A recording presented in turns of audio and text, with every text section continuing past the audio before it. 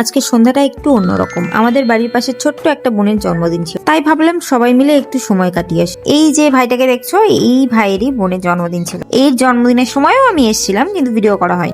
তারপর আমাদের পাড়ার আরো একটা বোন চলে আসলো। আজকে আমার ব্লগে যেতে যেতে দেখতে চলেছো, কেউ কিন্তু আমার সমবয়সী নয়, সবার থেকে বড়, মানে কেউ ভাই কেউ বোন এরকম। তারপর পৌঁছে গেলাম যার বার্থডে ছিল তার বাড়িতে। পৌঁছে চারিদিকে রঙিন সাজসজ্জা আর দারুণ একটা উৎসবে সবাই খুব আনন্দে মেতে আছে। আর আজকে জন্মদিন ছিল, সেও আজকে খুব স্পেশাল লাগছে। তো চলো তোমাদেরকে দেখাই যার জন্মদিন ছিল তা। এই যে পিঙ্ক কালারের ড্রেস পরে যে ঘোরাঘুরি করছে, সেটাই হচ্ছে আজকে জন্মদিনের স্টার। তারপর আরো একজন ব্লগার ফ্ল্যাশ জ্বালিয়ে ঘুরে ঘুরে বেড়াচ্ছে। এই যে দেখে নিলে নতুন এক ব্লগার, একে সাবস্ক্রাইব করে দিই। যদিও আমি এর চ্যানেলের নামটা বলতে পারলাম না, জানিই না নিজে। তারপর দেখো এদিকে এখনো ডেকোরেশন কমপ্লিট হয়নি, তাই সবাই ডেকোরেশন করতে। তারপর আমি আবার চলে গেছিলাম একটু বাইরে। তারপর দেখলাম বাইরে কিছু ডেকোরেশন করছে, সেটারও ক্লিপিং নিয়ে নিলাম। তোমাদের দেখাই আজকের আকর্ষণীয় একটা জিনিস, শুধু 5 সেকেন্ড। তারপর বলো এই দৃশ্যটা কেমন লাগলো।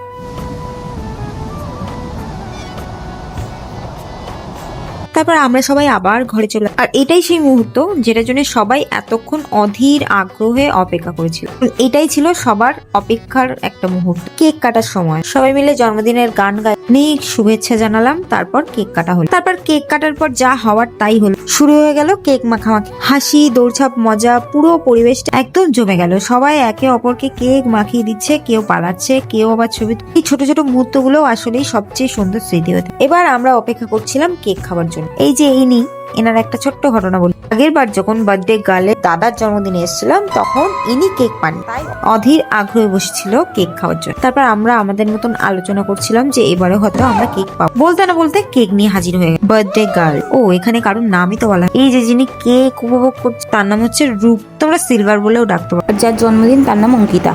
আর আমার বোনের নাম তো জানোই, রূপালী, সেও আর এক সিলভার। আমার পাশে যে বসেছিল ওর নাম দিশা। তারপর আমরা কেক খেলাম, অনেক গল্প করলাম, আড্ডা দিলাম। এমন সময়গুলো সত্যি খুব ভালো লাগে, যখন সবাই একসাথে শুধু আনন্দটাই উপভোগ করে। তারপর রূপার গালে কোনো কেক নেই বলে অঙ্কিতা তার মুখ থেকে ঠুসে ঠুসে ওর গালে কেক মাখিয়ে। যে রাজকন্যাটাকে দেখছো, এটা হচ্ছে রূপার রাজ, মানে ওর একমাত্র মেয়ে। এরপর এলো খাবার পালা। মেনুতে ছিল দারুণ সুস্বাদু বিরিয়ানি, সাথে ছিল চিকেন কষা আর সালাদ। তো আমরা একে একে সবাই বসে গেলাম। এই যে আমরা একসাথে সবাই মিলে বসে, আমরা আগে খুব মজা করতাম, সাথে পিকনিক করা থেকে শুরু করে পাস্তা করে খাওয়া, সবকিছুই একসাথে। যাই হোক, এখন সবাই বড় হয়ে গেছে, কারোর বিয়ে হয়ে গেছে, কারোর বাচ্চা হয়ে, কিন্তু এদের থেকে আমি অনেকটাই বড়।